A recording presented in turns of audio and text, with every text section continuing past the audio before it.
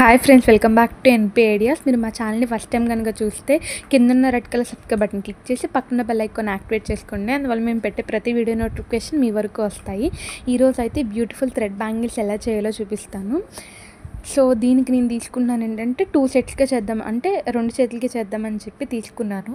Middle bangle, side కొంచెం small bangles. దీనికి నేను తీసుకున్న colour combination pink, grey colour తీసుకున్నా. ఇది డార్క్ పింక్ కాకుండా కొంచెం లైట్ పింక్. దీనికి ఒక 20 రౌండ్స్ వరకు చుట్టుకున్నాను నేను. ఒక థ్రెడ్, ఒక ప్లాంక్ కానీ బుక్ కానీ దేనికైనా చుట్టుకుని మనం పెట్టుకుని స్టార్టింగ్కి గ్లూ అప్లై చేసుకుని ఈక్వల్గా కట్ చేసుకోవాలి.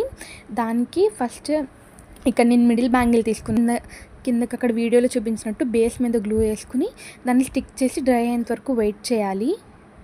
అది డ్రై అవ్వడానికి ఆల్మోస్ట్ ఒక 5 మినిట్స్ అలా పడుతుంది.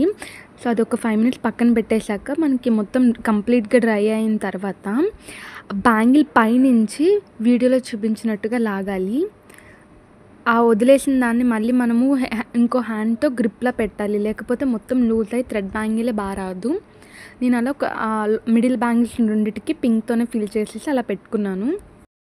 నేను ఇక్కడ బ్యాంగిల్ పైన డిజైన్కి కుందన్స్ తీసుకుంటున్నా.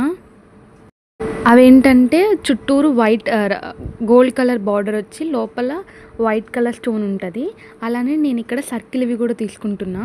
దీనికి సేమ్ అంతే, గోల్డ్ బార్డర్ వైట్ స్టోన్ వచ్చి ఉంటుంది. మీకు ఇక్కడ క్లారిటీ కనిపించడానికి కొంచెం దగ్గరగా కూడా చూపించాను. ఇక్కడ ఇప్పుడు నేను ఏం చేశానంటే ఆల్రెడీ చేసిన పింక్ కలర్ బ్యాంగిల్ మీద ఫ్యాబ్రిక్ గ్లూ మనకు ఉంటుంది కదా బయట. సో ఆ ఫ్యాబ్రిక్ గ్లూ వేసుకుని ఆ సర్కిల్ షేప్లో అన్నీ ఒక ఫ్లవర్ షేప్గా పెట్టుకుంటున్నాను. చూడండి, అక్కడ వీడియోలో చూపించినట్టు పెట్టుకోవాలి. అలా సర్కిల్ అన్నీ పెట్టేసుకున్న తర్వాత డ్రాప్ షేప్లో ఇవి కుందన్స్ ఉన్నాయని చెప్పాను కదా, అవేంటంటే నేను ఇక్కడ 3 వాడుతున్నా. ఇక్కడ వీడియోలో చిన్న మిస్టేక్ చేశాను. ఆ ఫ్లవర్కి ఆ కుందన్స్ అటాచ్ చేసుకోండి మీరైతే. నేను తర్వాత మళ్ళీ దాన్ని కరెక్షన్ చేశాను, బట్ అది చూపించలేదు.